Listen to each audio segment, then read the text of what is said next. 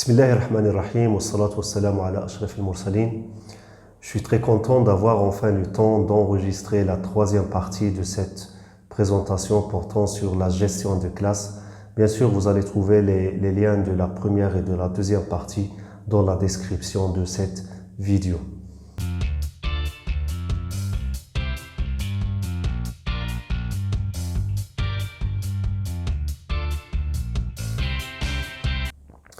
On commence cette troisième partie par la méthodologie de la recension des écrits. Dans le cadre de cette recension des écrits, une attention particulière a d'abord été accordée aux études portant sur les perceptions, les croyances et les expériences des élèves en général, sans difficulté particulière.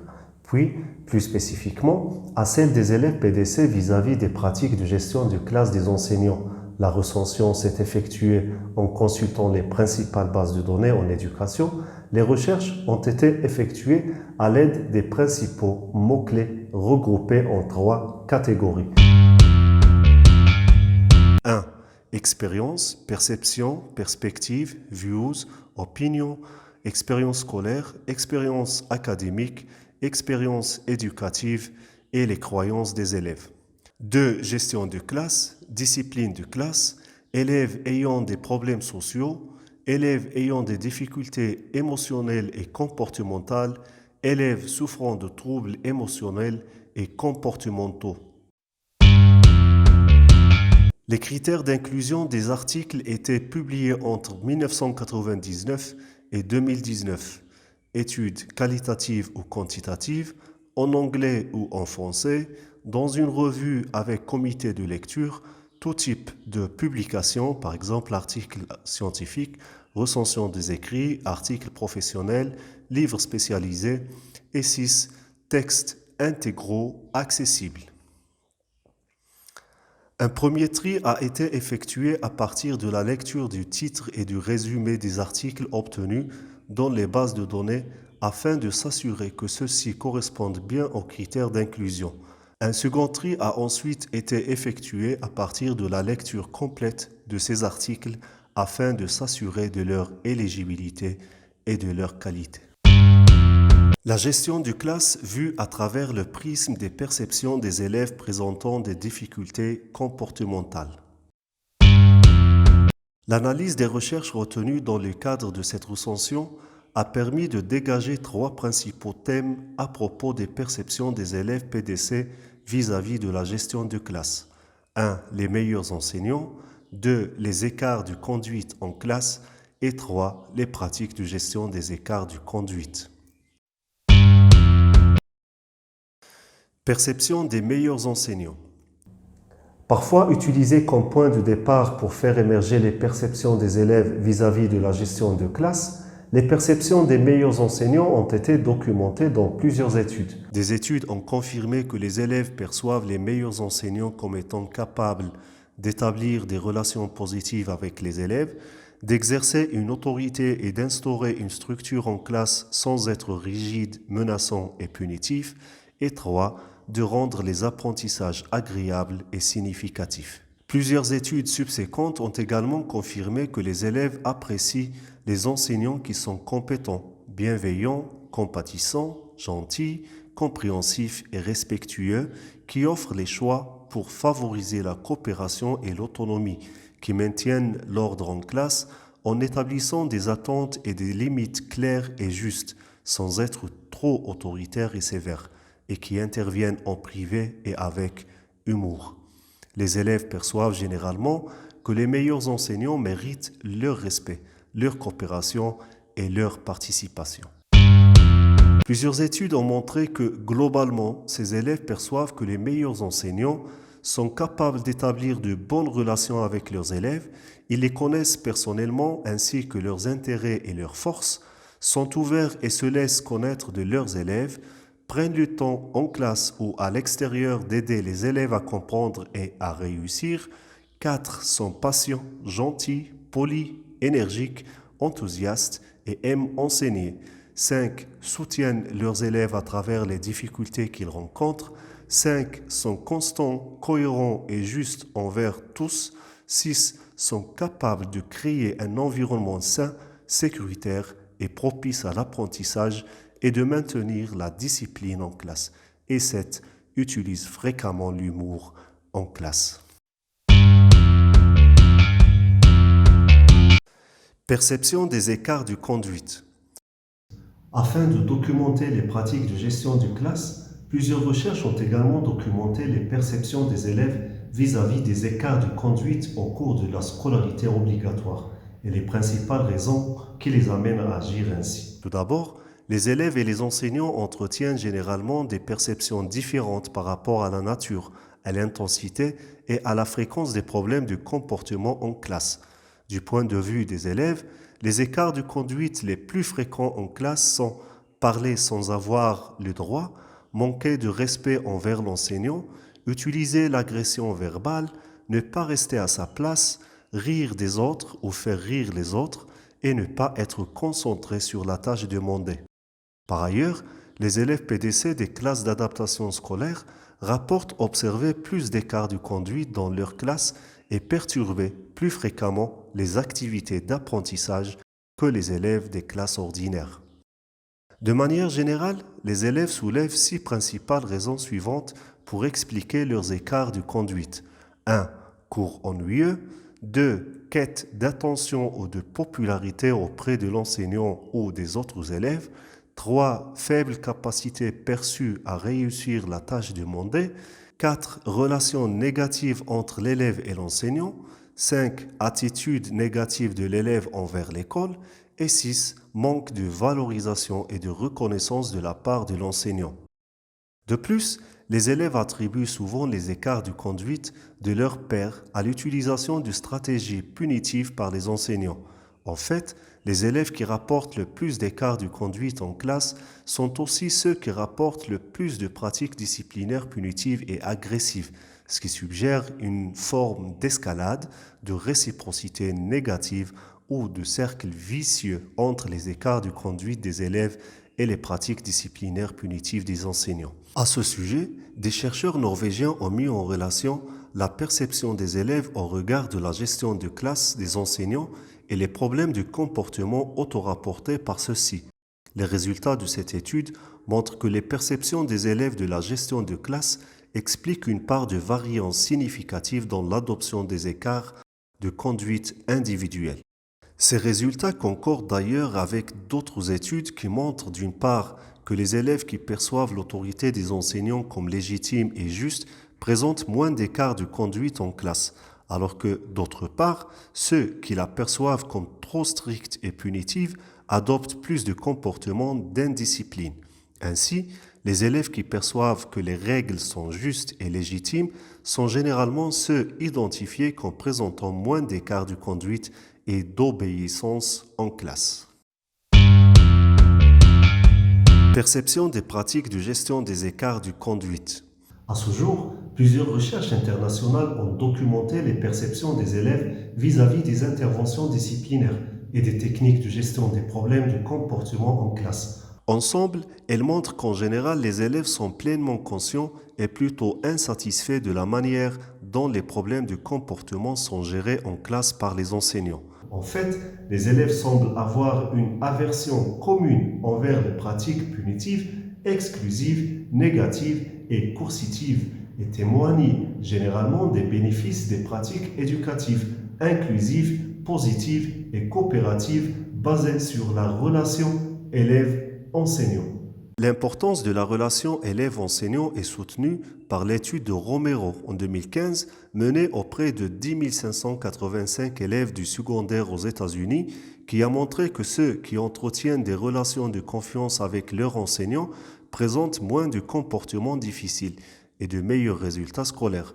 Ces résultats sont également cohérents avec la recherche de Way en 2011 concluant que les élèves qui vivent des relations positives avec leurs enseignants adoptent généralement moins d'écarts de conduite en classe. De plus, Selman, en 2009, souligne que pour les élèves PDC, la qualité de la relation avec les enseignants est à la base des interventions disciplinaires efficaces et qu'elle influence davantage leur comportement que le type de stratégie utilisée pour les gérer. Par exemple, pratique punitive contre pratique éducative. Bref, La qualité des relations élèves-enseignants semble donc jouer un rôle prépondérant dans l'efficacité perçue des interventions disciplinaires, et ce, toutes catégories confondues. Les perceptions des élèves vis-à-vis des deux catégories de pratiques sont traitées plus en profondeur dans les paragraphes qui suivent. Perception des pratiques punitives. Les perceptions des élèves face aux pratiques punitives et aux interventions disciplinaires négatives, comme les pratiques agressives, restrictives, coercitives et d'exclusion, ont fait l'objet de nombreuses études menées dans plusieurs pays différents. En concordance avec la recherche dans le domaine, les pratiques punitives sont généralement jugées inefficaces par les élèves. Par exemple, des recherches menées auprès d'élèves du secondaire en Australie et en Chine ont documenté les perceptions des élèves des pratiques agressives de gestion de classe. Crier, être en colère, menacer, sarcasme, humilier délibérément, punir tout le groupe, etc. Ces études rapportent que, du point de vue des élèves, l'utilisation de techniques agressives et coercitives pour gérer la classe a des effets négatifs sur eux et est associée à davantage de problèmes de comportement en classe. En fait, du point de vue des élèves, les interventions les moins acceptables sont les réprimandes publiques qui insultent personnellement et blâment les élèves, ainsi que les punitions de groupe en réponse à des problèmes de comportement individuel. Dans le même ordre d'idées, Ce fait et Cooper en 2010 ont publié une recension de 8 études qualitatives portant sur les perceptions des élèves PDC en secondaire qui montrent que les enseignants utilisent fréquemment les pratiques coercitives et autoritaires de gestion des écarts de conduite. Or, la majorité des élèves PDC interrogés témoignent du fait que ces pratiques influencent négativement leur comportement en classe et qu'elles contribuent à leur faire vivre de pauvres relations avec leurs enseignants et à se sentir opprimés, humiliés, discriminés, exclus et déconnectés des apprentissages. Ces résultats sont cohérents avec ceux de Kennedy Lewis et ses collègues en 2016, dont les entrevues ont permis de documenter les expériences d'élèves du secondaire fréquemment exclus de leur classe qui soulignent que les pratiques d'exclusion, par exemple retrait de classe, retenue, référence à la direction, suspension interne et externe, diminuent la qualité de la relation élève-enseignant et augmentent leur perception de ne pas être compris. C'est un sentiment d'injustice. Toutefois, il semble y avoir d'importantes divergences quant à l'efficacité perçue par les élèves du secondaire du retrait de classe, allant d'une aide importante pour mieux se comporter à une perte de temps inutile, voire néfaste. Enfin, plusieurs auteurs avancent d'ailleurs qu'il n'existe pas de preuve que des pratiques disciplinaires plus sévères diminuent les écarts de conduite des élèves, mais qu'il existe plutôt des preuves que les pratiques punitives auraient tendance à exacerber les problèmes de comportement et à favoriser le décrochage scolaire. Perception des pratiques éducatives. Plusieurs recherches ont également porté sur les perceptions des élèves vis-à-vis des pratiques éducatives, inclusives, coopératives et des techniques et stratégies positives de gestion de problèmes de comportement en classe, comme l'utilisation de récompenses, de renforcement et de conséquences logiques. Conformément à la recherche dans le domaine, les pratiques éducatives sont généralement jugées efficaces par les élèves. En fait, pour les élèves PDC et leurs pairs de même que pour plusieurs chercheurs, l'équation est simple. Les meilleures pratiques de gestion de classe sont inclusives. Tout d'abord, l'étude de Swinson en 2010 rapporte que les élèves souhaitent que les enseignants utilisent davantage les techniques de gestion des comportements suivantes. 1. Le renforcement, encouragement, félicitations, éloges. 2. Se faire parler sur un ton de voix plus agréable. 3. Être bien dirigé par les enseignants et avoir plus d'autonomie dans les travaux scolaires. 4. La cohérence et la constance dans les interventions. Et 5. Recourir aux discussions privées. Intervention discrète. Concrètement, les élèves PDC préféreraient donc les pratiques éducatives de gestion des écarts de conduite qui favorisent, par Par exemple, la participation de l'élève, la discussion, le développement de relations significatives et la différenciation. À ce sujet, plusieurs élèves mentionnent se comporter de manière plus responsable auprès des enseignants qui interviennent discrètement en favorisant la discussion, la recherche de solutions face à leurs écarts de conduite et l'implication des élèves dans le développement des politiques disciplinaires. Les élèves préfèrent ainsi les pratiques disciplinaires coopératives qui sont basées sur une relation élève-enseignant de qualité. Il semble effectivement que l'efficacité perçue des pratiques disciplinaires soit liée au fait que les élèves perçoivent l'autorité des enseignants comme légitime, juste et équitable. Par ailleurs, Selman, en 2009, dans une étude plutôt novatrice, est parvenu à donner l'opportunité à des élèves PDC d'une école d'adaptation scolaire d'évaluer la politique de gestion des comportements de l'établissement.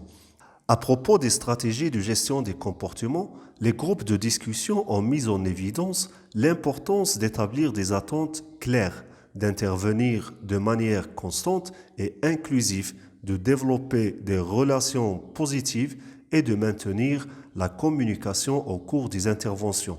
De plus, dans une étude des techniques de gestion des comportements, Tron en 2015 a documenté les perceptions de 498 élèves du secondaire de la fréquence de 5 techniques de gestion des comportements utilisées par les enseignants.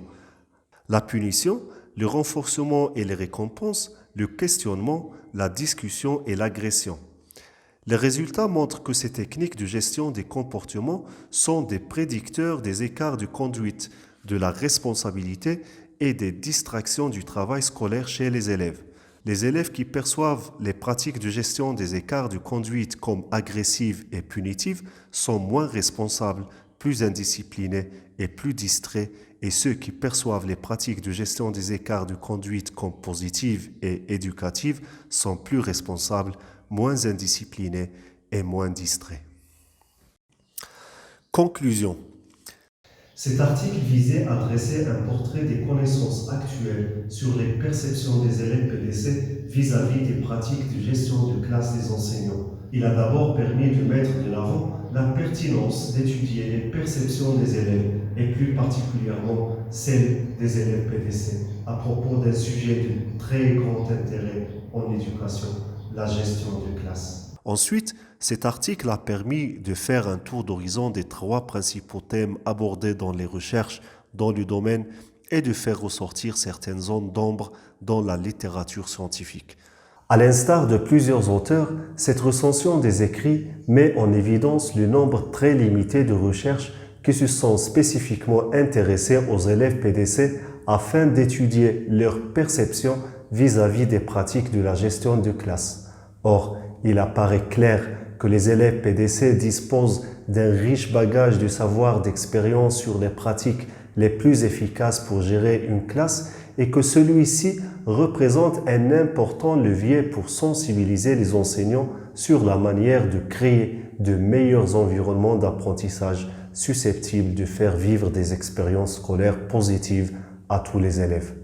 Par ailleurs, cette recension montre qu'à ce jour, les recherches ont principalement documenté les perceptions de tous les élèves des classes ordinaires et très peu celles des élèves dans ce PDC des classes d'adaptation scolaire. Or, plusieurs auteurs estiment qu'il est actuellement primordial d'écouter la voix des élèves exclus des classes ordinaires et de s'intéresser à ce qu'ils ont à dire à propos de leur expérience scolaire comme point de départ pour réfléchir sur les pratiques des enseignants. Dans ce contexte, le point de vue des élèves PDC en classe d'adaptation scolaire, quoique peu considéré, représente une précieuse source de connaissances, d'expertise et de savoir d'expérience qui mérite d'être davantage explorée, puisque la plupart d'entre eux ont la capacité de poser un regard critique plutôt juste sur ce qui est efficace en matière de gestion de classe. Compte tenu des nombreux défis et écueils que présente la scolarisation des élèves PDC, il apparaît nécessaire, important et pertinent de poursuivre les recherches permettant de documenter en profondeur leur perception vis-à-vis d'un plus large éventail de pratiques de gestion de classe afin de bonifier les connaissances actuelles qui s'avèrent plutôt fragmentaires et surtout axées sur la gestion des écarts de conduite. Représentant aujourd'hui une voie tout à fait novatrice et prometteuse, l'étude détaillée des perceptions des élèves PDC scolarisés en classe d'adaptation scolaire permettrait donc d'ajouter une dimension significative à notre compréhension globale des meilleures pratiques de gestion de classe. Enfin, la voix de ces élèves a le potentiel de contribuer à la valorisation de leur inclusion scolaire, à l'amélioration de leur expérience à l'école et de leur réussite éducative, à l'identification des facteurs scolaires qui nuisent à leur progression, autant sur le plan des comportements que des apprentissages ainsi qu'à la sensibilisation des enseignants face aux pratiques perçues efficaces par les élèves pour gérer la classe et les comportements difficiles. C'est la fin de cette présentation. J'espère qu'elle était bénéfique pour tous les enseignants et tous les acteurs pédagogiques. Merci à vous et à très bientôt. Au revoir.